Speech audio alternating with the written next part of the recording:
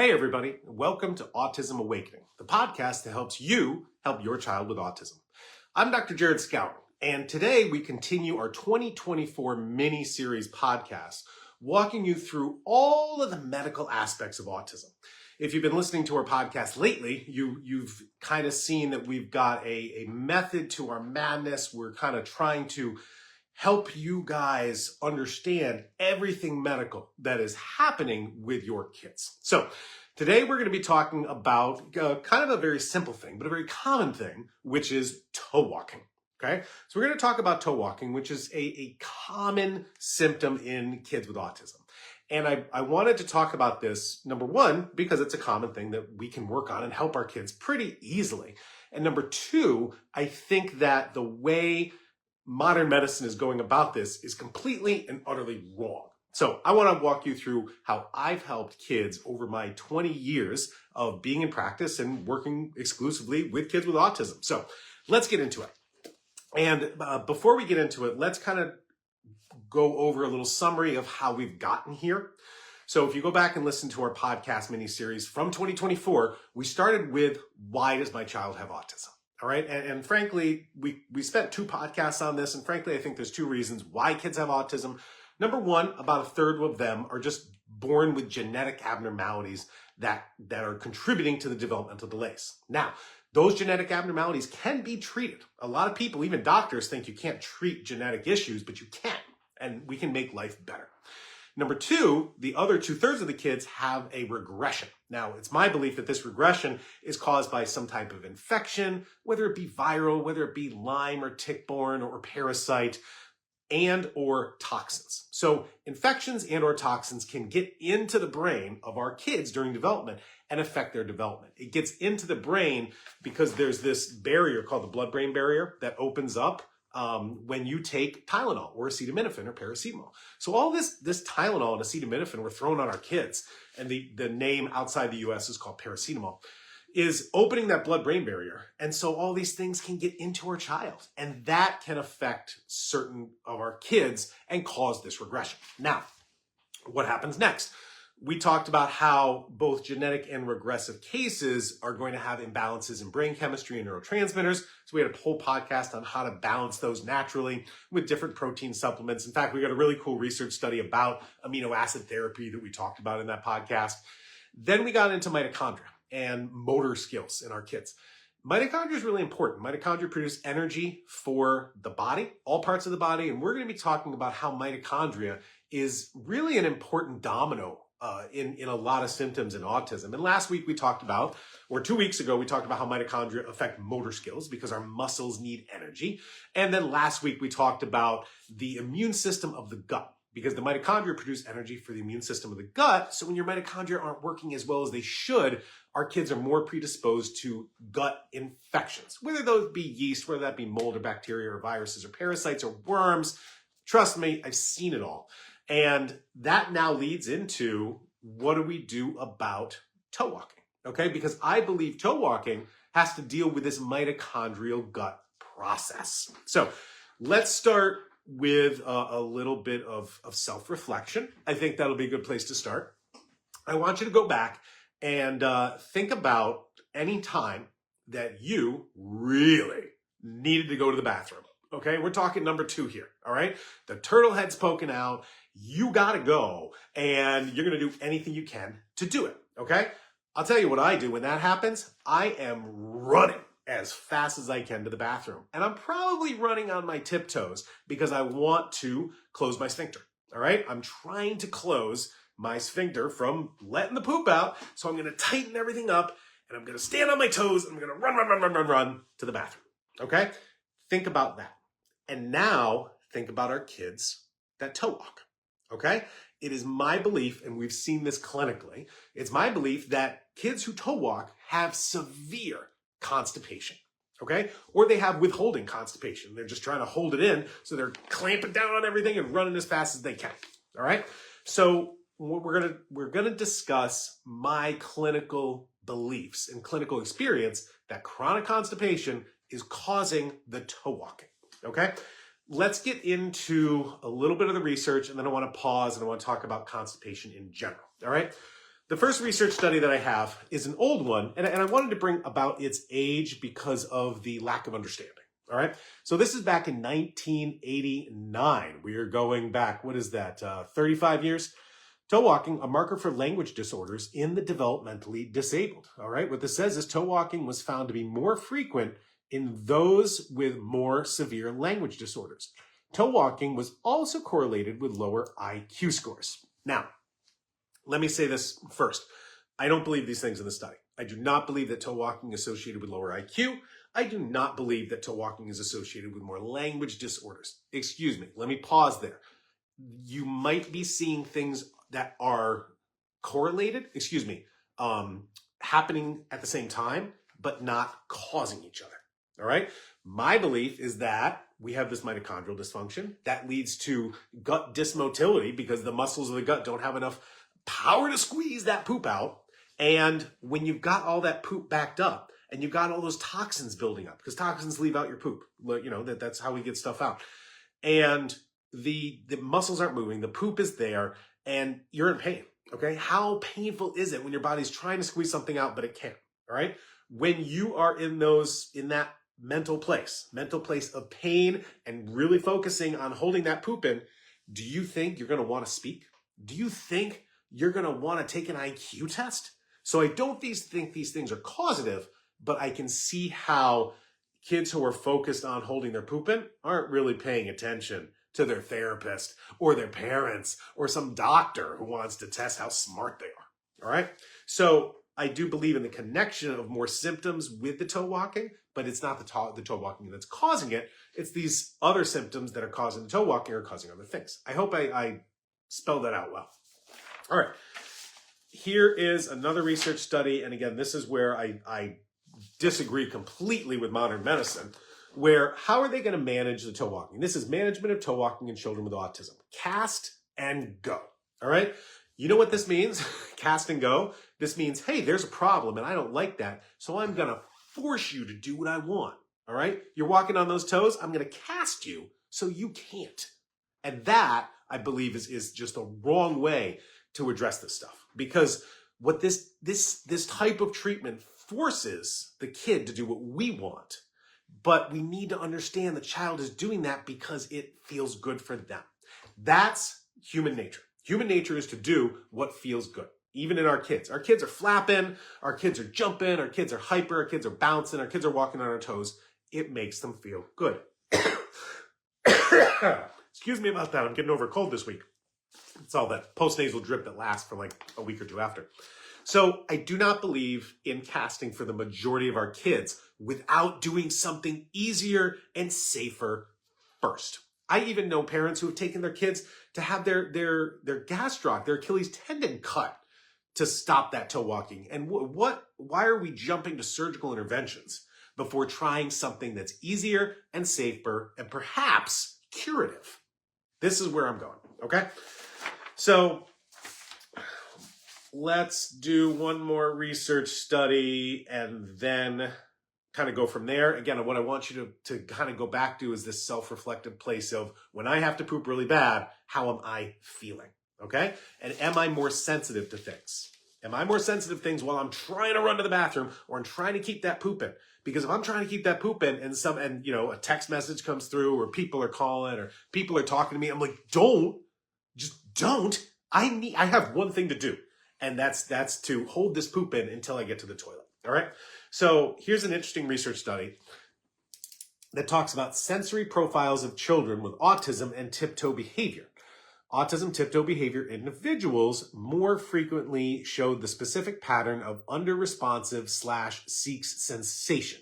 So what we're seeing here is a research study correlating sensory issues with the tiptoe walking. And again, it's my belief, and I'm just trying to walk you through this process. How am I going to feel if I have to poop and I'm holding it in?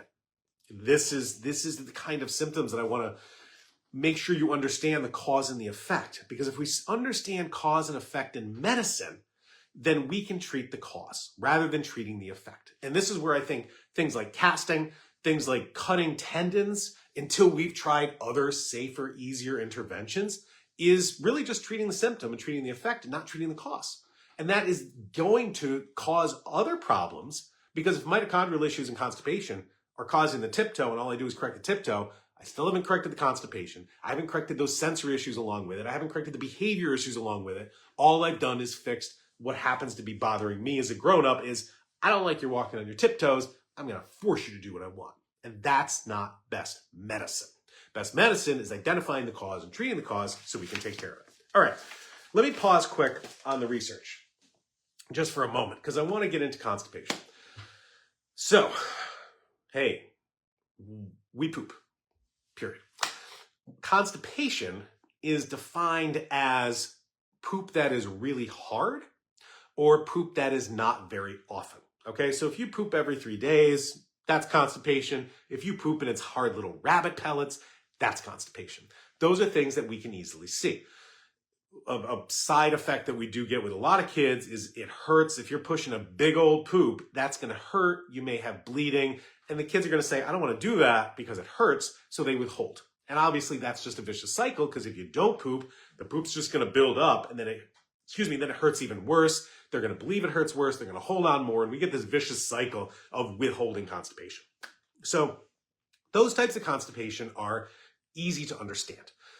What I want to do is explain a different sign of constipation that might be confusing, but we need to look at it. Sometimes when we're very constipated, okay, what we get is something called an impacted colon or impacted stool. What that means is we've got our stool and our poop high up in that colon and it's not near the exit. All right. And it's not near the exit because the body just can't move it. There's not enough fluids. There's not enough electrolytes. There's not enough gut motility and mitochondrial squeezing those muscles to move it down. Okay. If we play charades, this is pooping. All right. Where this is my colon pooping. And that's just for you guys who are watching the video, on YouTube or on Facebook, not just listen. So if the poop is impacted and it's stuck up there, all right, the body's trying to get rid of it. And there's only one way to get rid of it. It's either squeeze it. And if the muscles aren't strong enough because they lack the energy, they can't squeeze it. So what the body then does is try to flush it out, okay? You get it and you're like, hey, something's stuck here. I'm just going to spray it with a garden hose until it moves, okay? And we do this at our house. We do this with our house. We want to spray mud away. We want to spread stuff that's stuck away. We're just going to soak that thing with water till it moves. This is what can happen with extreme constipation. The colon floods with water. And when it floods with water, it's just trying to kind of eat away at that big poop that's stuck. So what you're going to get is a kid who has these small, loose piles, many of them, okay? Some kids with really chronic constipation are pooping small piles multiple times a day. And this is where it gets confusing because you see your kid pooping. Hey, my kid poops twice a day, but they still are constipated. And I understand that that doesn't make sense, all right? So the ideal poop, the ideal bowel, the ideal stool is, we have so many words for stool. I got a bowel movement. My grandmother always used to call it a BM, and the stool and the poop and, the number 2. Why? I don't know, but we got a lot of names for it. I digest. The ideal poop is a big brown log once a day. That's what we want. I want a nice big brown log once a day. I don't want tiny little thin strips. I don't want rabbit pellets. I don't want piles. I want a nice brown log. That is ideal pooping every day. All right. Signs of constipation are super hard rabbit pellets, not going but every few days, and then it's this gigantic evacuation. Or the one that seems a little confusing is these multiple piles of mush every day, but small. Okay. And what you can do if you want, you can go get an x-ray or get your child's x-ray of their belly and you'll see the big stool in there. And the doctor will see the big stool in there on the x-ray and say, hey, you've got impacted stool. Okay. Those are the different signs that you can obviously see in your child, in yourself, that are signs of chronic constipation. Okay. So, and again, going back to those research studies and my clinical experience of 20 years, the more constipated and the more the child's holding it in, the more toe walking you'll see. Okay. And again, I use that self-exploration exercise just so we can understand how they're feeling because, hey, we've all had that feeling before. We've all had the feeling of I don't want to poop and it's trying to come out and I got to squeeze it in and we run to the bathroom. Our kids may or may not. So now what do we do about it? Because to help the toe walking is to help the constipation, or to help the constipation helps the toe walking. All right. So whichever you want to deal with, or both, what do? Let's start with food. All right. There are different foods that will make your poop harder and more constipated, and there are foods that will make your poop loose and more movable, more fluid. Okay. I don't want to say more diarrhea. Just there's no good word for it, but you understand my point. Different foods. Now, I want to talk about a diet that was created years and years and years ago called the BRAT diet. All right. The BRAT diet, B-R-A-T, are 4 different foods that you will take for diarrhea. All right. So the BRAT diet was created to help with diarrhea, to help with loose stools. So let's walk through this. All right. You'll get to the point. If there are foods that make stool more firm, if there are foods that make diarrhea more firm, and then we want to avoid those if we're constipated. Makes sense, right? If something's loosening your stools, I don't want to eat those when I want to move my stools. So the BRAT diet is 4 foods that help with diarrhea, but you want to avoid with constipation. Bananas, rice, apples, and toast. Okay? Bananas, rice, apples, toast. Those are the 4 foods on the BRAT diet to help with diarrhea. Those are foods you probably want to avoid if you're constipated. Now, the rice and the toast are just fiber, so they're there to just bind it, okay? But the bananas and the apples are constipating. Bananas and apples are constipating. That's why they're used to treat diarrhea, okay? I see doctors suggest apples for everything. They're like, you're constipated, try apples. You have diarrhea, try apples. No. Apples are going to constipate you. Bananas are going to constipate you. And let me add one more food. I think the biggest trigger for constipation is dairy, okay? Dairy products, milk, cheese, yogurt, ice cream. Those foods are going to bind you up. So when I'm working with my kids in my practice and they're severely constipated, I say you got to avoid dairy. You got to avoid bananas, okay? That's a good start. And I would avoid apples too. Next, what foods can we add to really move our stool? All right, I'm going to highly suggest prunes and pears, especially mushy pears, not hard pears, but like a soft pear and prunes are really going to get you moving, okay? And when my daughter was young, we would feed her bananas and she would get constipated. So I had this ratio. For every banana, she would eat 2 prunes and everything would stay moving. So think about those foods. What can I take out? What can I add to my child's diet just to keep things moving along? Okay, good start. Now let's get back to the research because I want to talk about the different, treatments and natural supplements that are scientifically researched that you can also use.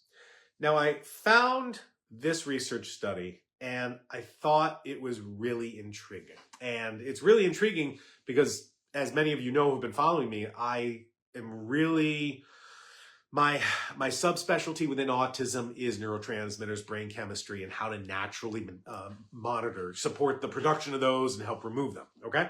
So here's a research study, and again, this is really old. This is from 1996. Geez, I graduated college back then.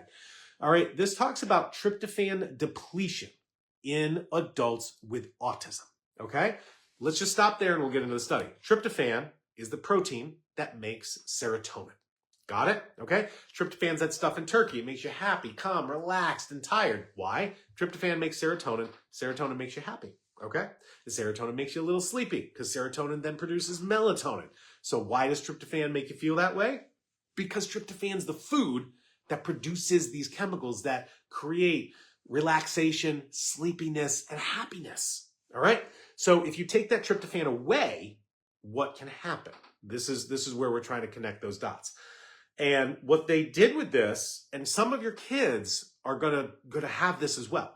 They stopped feeding kids tryptophan for 24 hours. Okay, just for 24 hours, they stopped feeding tryptophan to these kids. Now, what foods are tryptophan in? They're in protein. So our kids who are not eating protein are having amino acid depletion. They're having tryptophan depletion. If you don't eat protein at any time during the day, you're just munching on carbs, there's gonna be an issue, period, okay?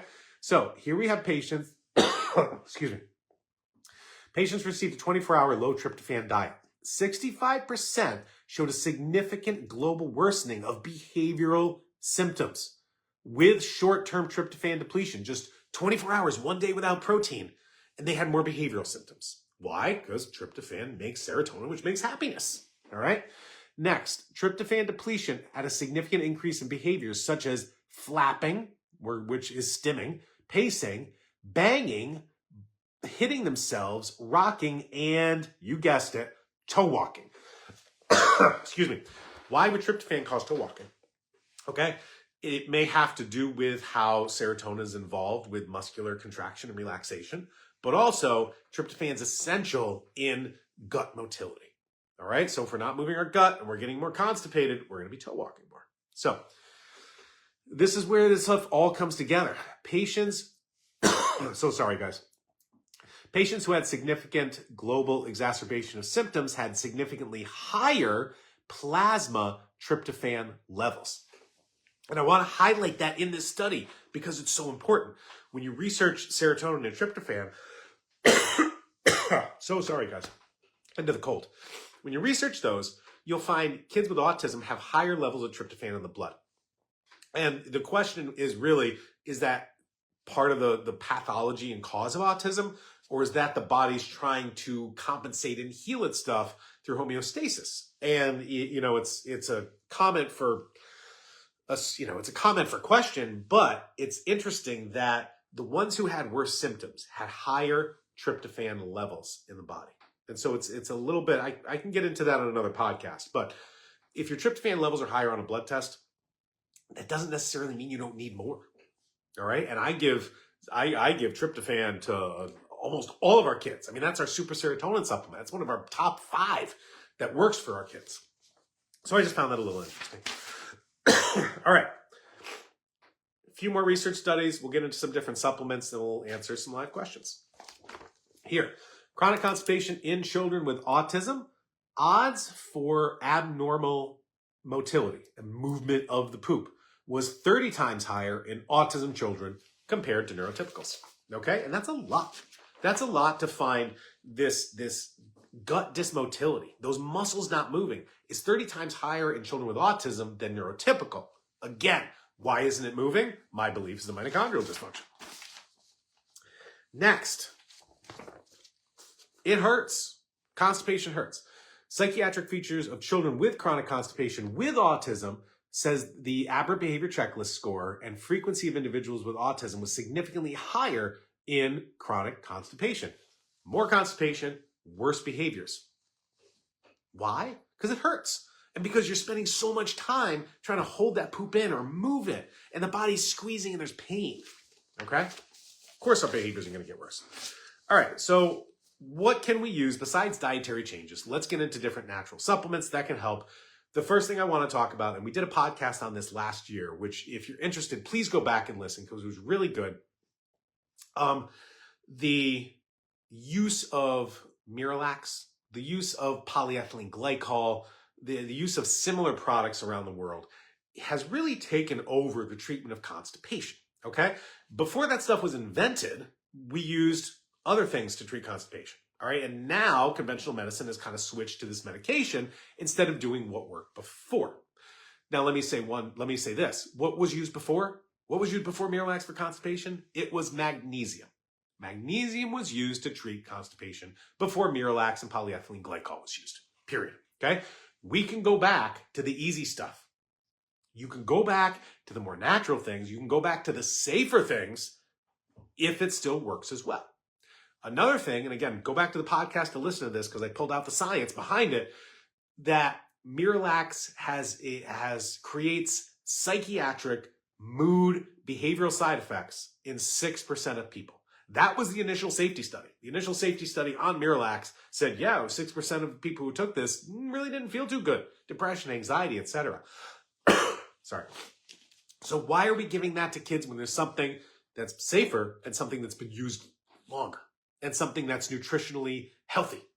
Again, this is where I see modern medicine has really kind of shifted off what worked before to something that will make more profit and more sales, frankly. Okay, so let's get into the research.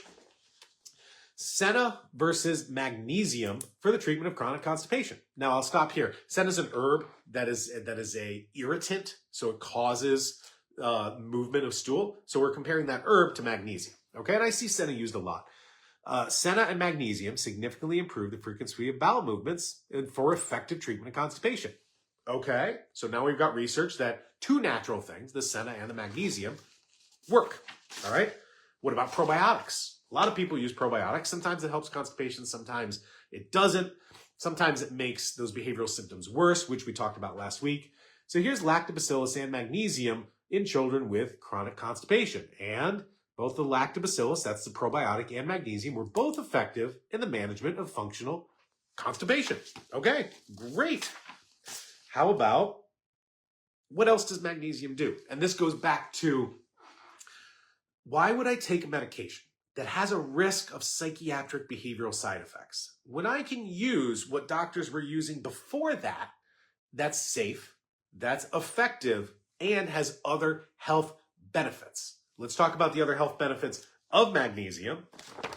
So here we go. Magnesium for the treatment of chronic pain. Interesting. And I don't want to look at our kids as having pain. I want to look at them as having sensory sensitivity. Okay? So let's say magnesium for the treatment of sensory sensitivity. Magnesium has been FDA approved for constipation.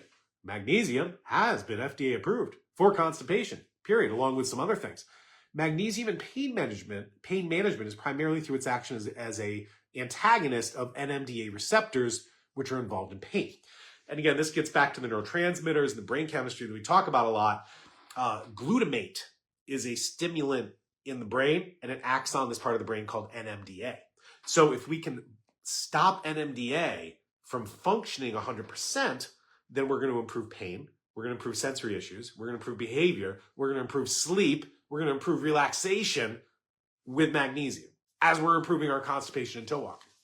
Right there, okay? This is a research study on magnesium in infant formula, magnesium-rich formula for constipation in infants, and you guessed it, magnesium-rich formula significantly improved stool consistency and frequency in constipated infants. All right, two more. This is a research study that compares Miralax, or polyethylene glycol, or its other names, to magnesium. All right, so let's compare what's used now pharmaceutically versus what was used however many years ago naturally. Polyethylene glycol, that's Miralax, versus magnesium in constipation for children. And guess what? The two laxatives were equally effective and safe.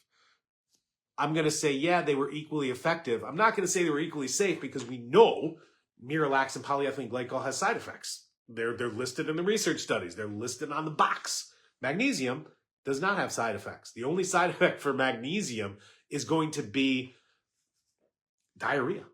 That's where you get. If you get magnesium intravenously, like with a needle, there are other side effects, but taking it orally, all you're dealing with is diarrhea, which is pretty much our goal. All right, last but not least is fiber. And I want to talk about fiber with a little bit of caution, because if your kid is impacted and you start adding fiber and they don't have enough fluid with it, you're going to get more impacted. So if you are taking fiber, just please use a lot of water. And what I use with our kids, and we're going to talk about as Dayton asked, what else can we add to this magnesium to make it better? It's going to be electrolytes. We'll get there in a second. So here we have a supplementation with guar gum, which is a fiber, improved constipation and gut dysbiosis, and behavioral irritability in children with autism. So let's just sit on this, okay? Let's sit on this title. Fiber improves constipation, which I agree if you have enough fluids. And it also improves behavioral irritability. Why? Because our kids are partially irritable because they can't poop, or they're holding on to poop, or it hurts. That's why we have behaviors, okay? So there's some great things out there that's going to help your kids poop. And when they poop, they are going to toe walk less, and they're going to be happier. And then we have all the extra health benefits of moving toxins out of the stool. So it's a really, really important basic thing for health for all of us. But a much more important thing for our kids on the spectrum is to make sure the poop is moving. Again, simple, basic, but necessary. It's like breathing, all right? It's necessary, period. So let's talk about the different supplements that you can use if food isn't enough. Number one, again, magnesium is my number one choice for kids with constipation / toe walking. There's a lot of different forms of magnesium.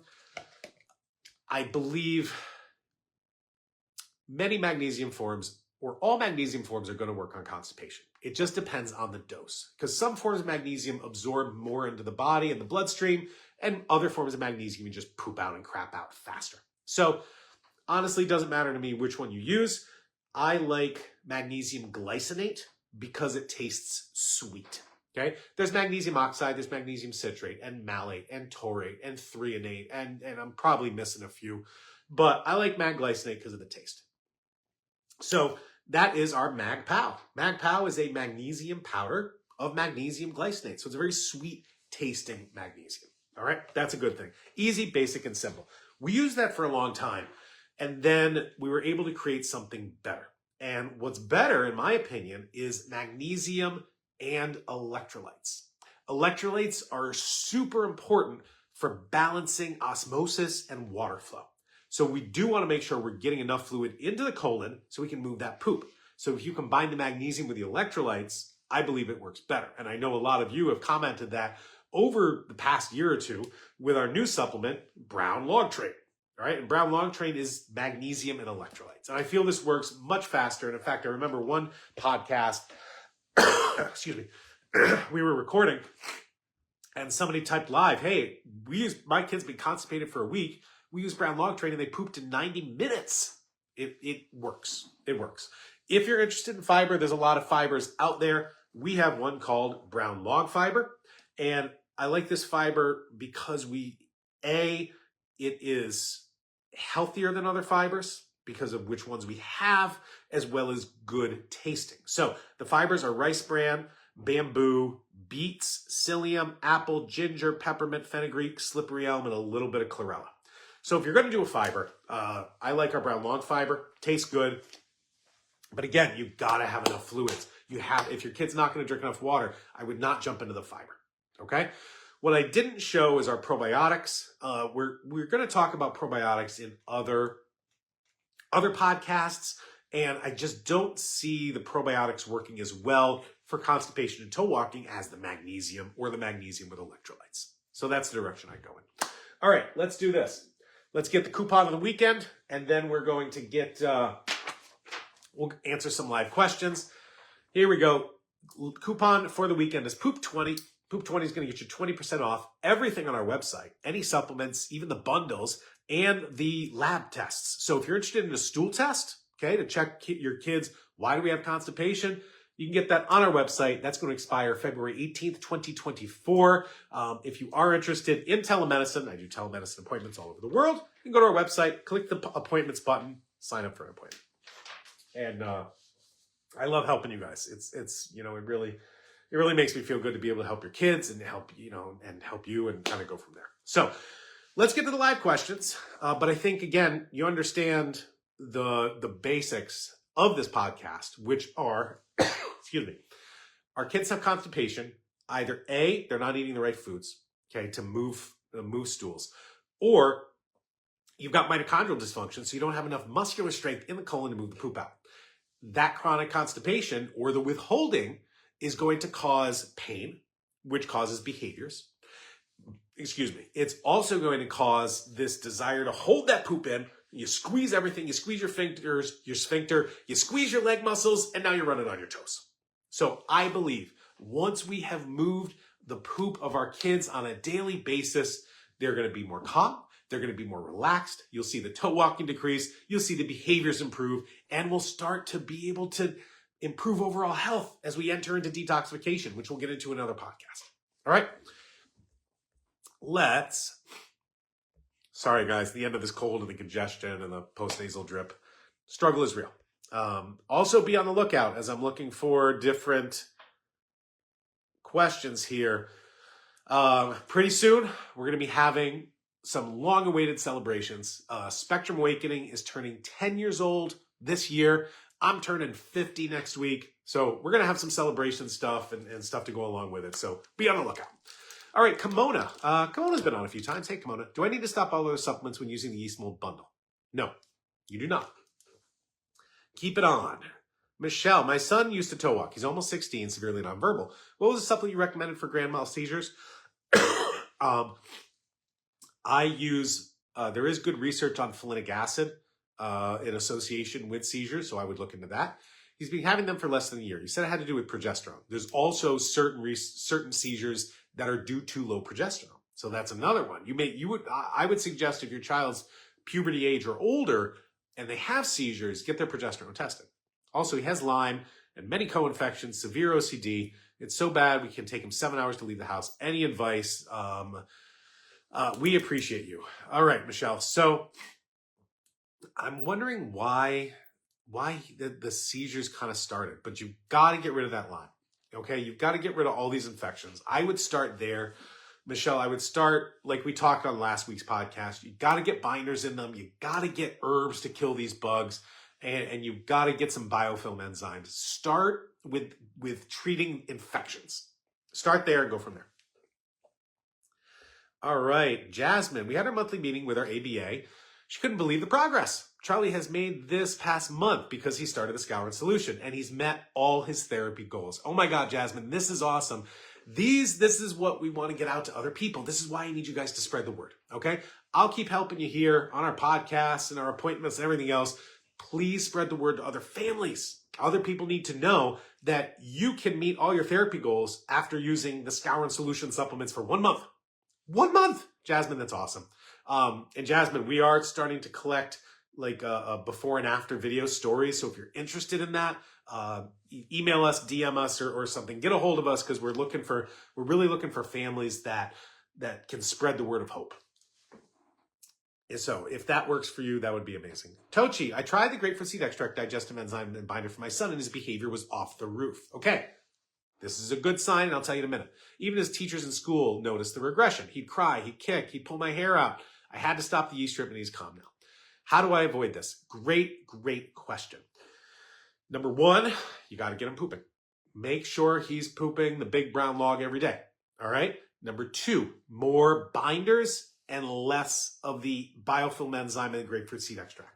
When you're treating gut infections like yeast or mold or parasites or Lyme or whatever, if you do those treatments, and this goes for like, hey, I gave my kid probiotics and he got behavior, or I gave him inulin and he got behaviors. That just means we need that the infection is large and we need to escort it out better. So more binders, less killers, and make sure you're pooping. All right? This is very common. So I'm glad you stopped because we don't want aggressions and that kind of behavior to become habits, but we're on the right track. Okay? Tochi, my son does not do well on any form of magnesium. It makes him so cranky and irritable. He cries all day and throws himself on the floor. I feel like it gives him bad stomach cramps. Yep, because he's massively constipated. I have brown log train, magnesium calm, milk of magnesia. All of them give him the same reaction. Here's what I want you to do, Tochi. We may need to get some poop out initially. So you may need a suppository or an enema first, and then give tiny doses of magnesium. Why don't we start with low dose, work our way up? But honestly, what I think is happening is he's getting bad stomach cramps because his poop's finally moving, but it's stuck. All right, let's get it out first and then go slow. Kay from the Kentucky. Kay, you're on a lot now. I'm glad. Diane, happy Lent, Dr. Skowron. Thanks, Diane. Yes, it's yesterday was the beginning of Lent. You promised you were going to do your Lent. Diane, you know what I want to do for Lent? Let me tell you. Well, it's not going to start now because we're it's February break for school and family's heading down to Universal in Florida. So it won't happen now. But my Lent is not going to be avoiding something. My Lent is going to be start exercising because that's something I haven't done in a while. So I'm going to try to add to my good life instead of take away and then restart after Lent. But thank you, Diane. We all need a little bit of somebody to watch our back. Diane, my son has started blinking excessively. Yeah, you know, I see this a lot. I don't know if we're dealing with a dopamine deficiency where the attention on the double supplement could help, Diane, which is this one here. This one might be able to help that. Or, frankly, it's a sign of parasites. I've seen both. Okay. Tina, when is the appropriate age to try vitamin B12 shots? Well, that's really up to the prescribing physician. I give B12 orally. I feel it works just as well. But I don't think there's any age where it's okay to start vitamins. But ask your prescribing doctor. Lindsay, any advice for the treatment of ODD? Yep.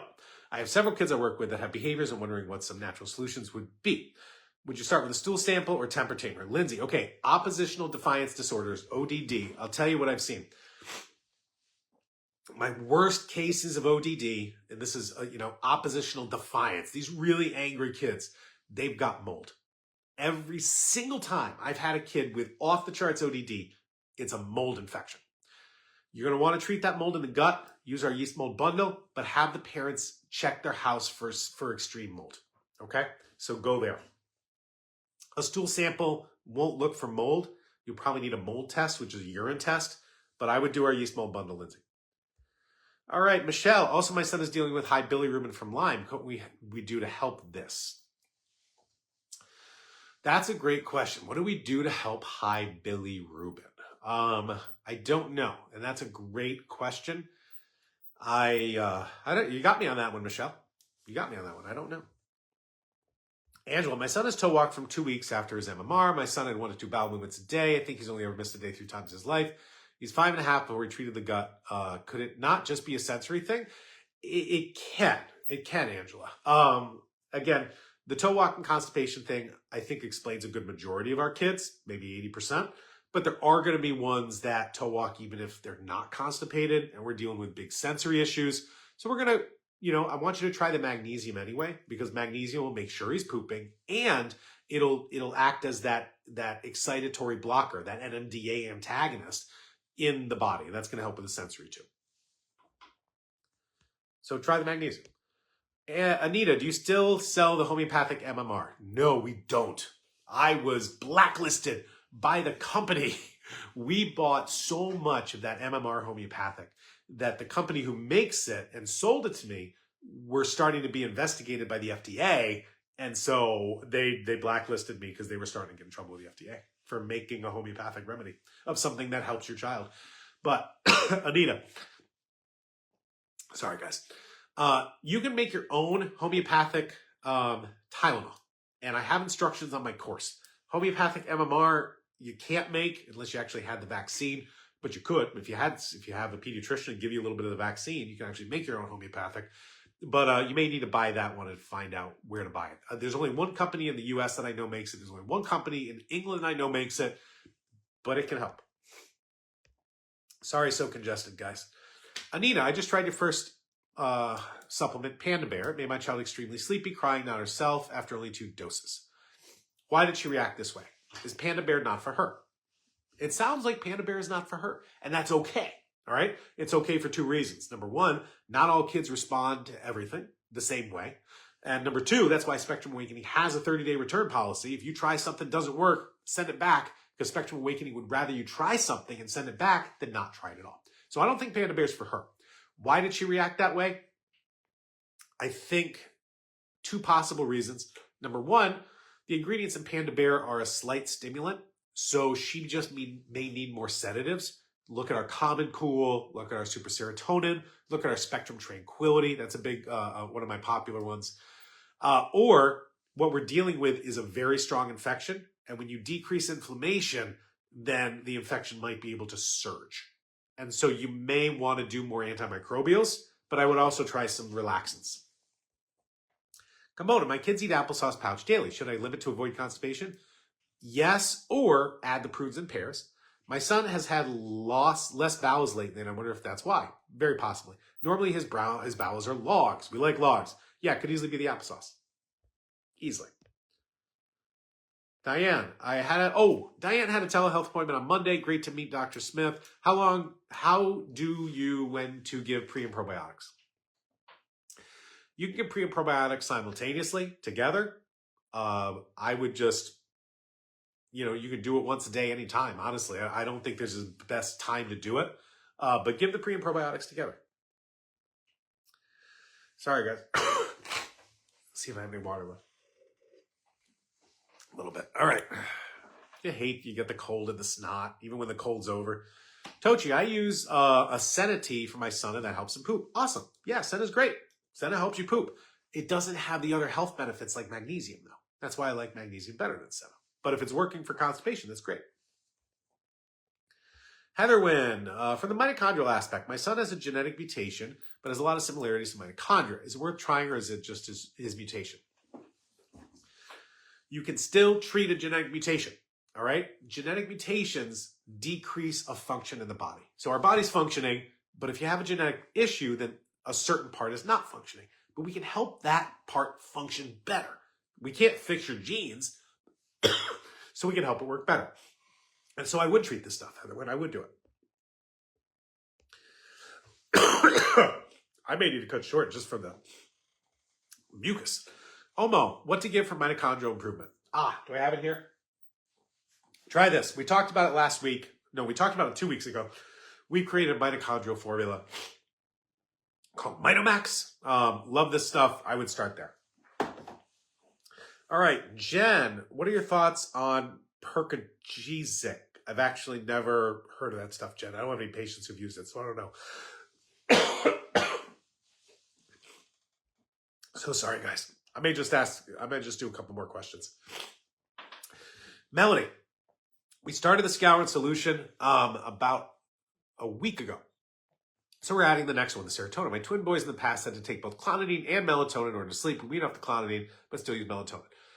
I thought this would negate the need for melatonin, but so far I haven't been sleepy enough. We've been giving them 2 tablets. Will I be able to use stop melatonin as time goes on? So you can use melatonin and serotonin simultaneously, okay? Can we eventually stop that need for melatonin? Probably, but I think we need to find out why they're not falling asleep. So keep it up, use the 2 together, but I think we can eventually get there. We just may need to wean the melatonin. Michelle, I got lucky and caught the live last week and again today, but where can I go to easily watch the rest? All right, Michelle, so we keep them on our Facebook page. We're trying to upload them to our YouTube channel, but we keep getting bans because we're providing, medical information that YouTube and Google don't want to be shown. So you can either watch it on podcasts or listen on podcasts because we're on Apple, we're on Google Podcasts, we're on Spotify, we're on Stitcher, Facebook page, and our YouTube channel. So try that. Jeannie, or Generally, said, would brown log fiber be used in addition to brown log train? Yes, you can use both. Okay, you can use both. One's magnesium with electrolytes, one's fiber. You can use both, and that's okay. Megan, is brown log fiber going to make them gassy? Possibly. Depends on how their digestion works with the fiber. Christy, can I go ahead and start superflutic acid while we wait for the other Skowron solution products to arrive?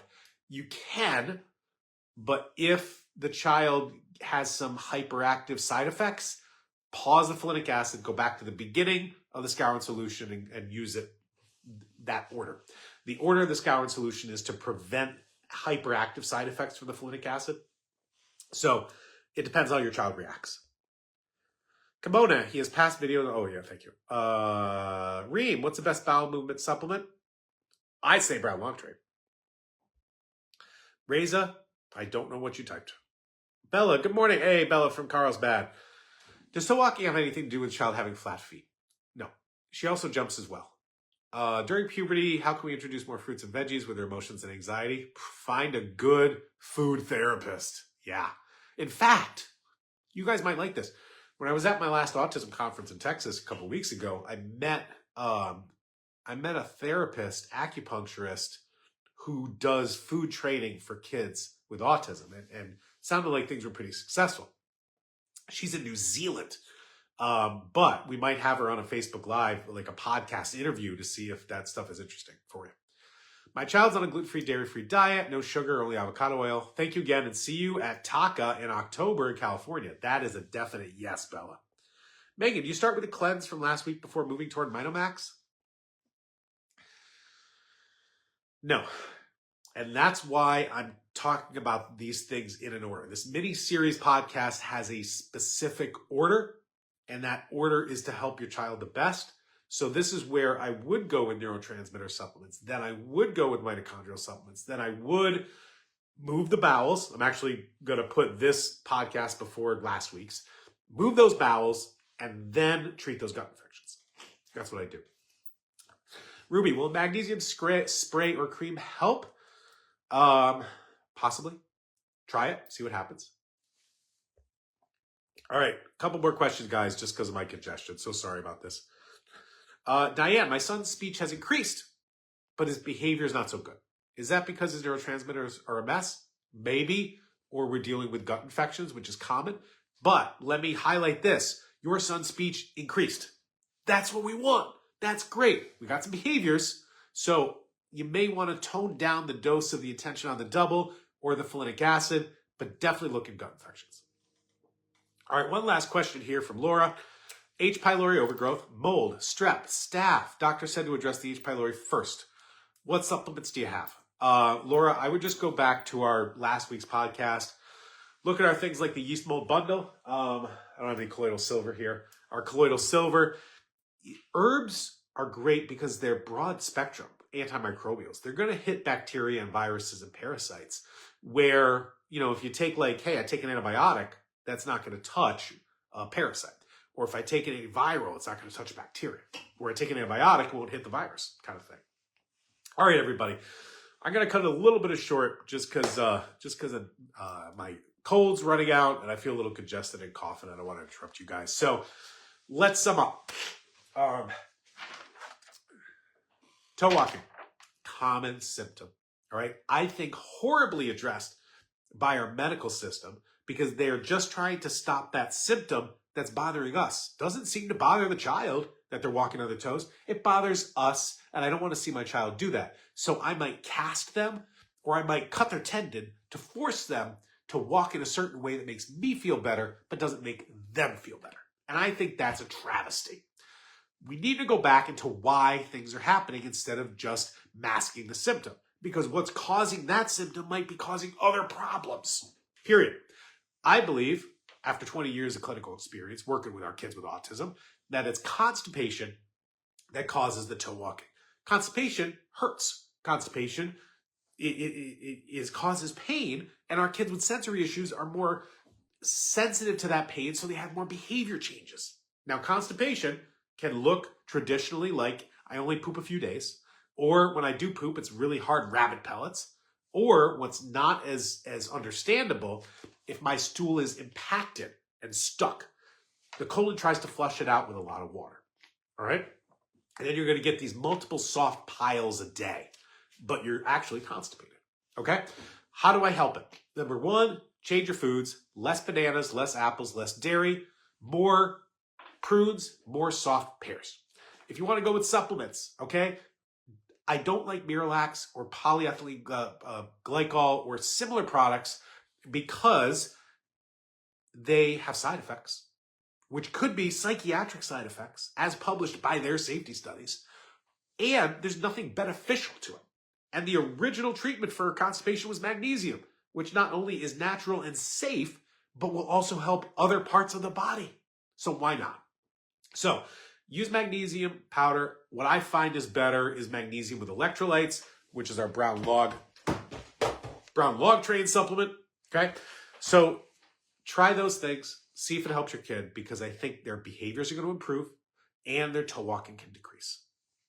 And that's how you can help your kid naturally. All right. Coupon of the weekend, guys. Poop 20. Poop 20 is going to get you 20% off any of our supplements, including brown log train and brown log fiber, or stool test if you want them. It expires February 18th, 2024. If you want to telemedicine, visit with me. Go on our website. Click the appointment button. You can set it up right there. All right. We are here to help you guys. Thanks again for doing everything you can to help your child. I hope you have a great weekend and have a blast. We'll see you next time. Thanks, everybody.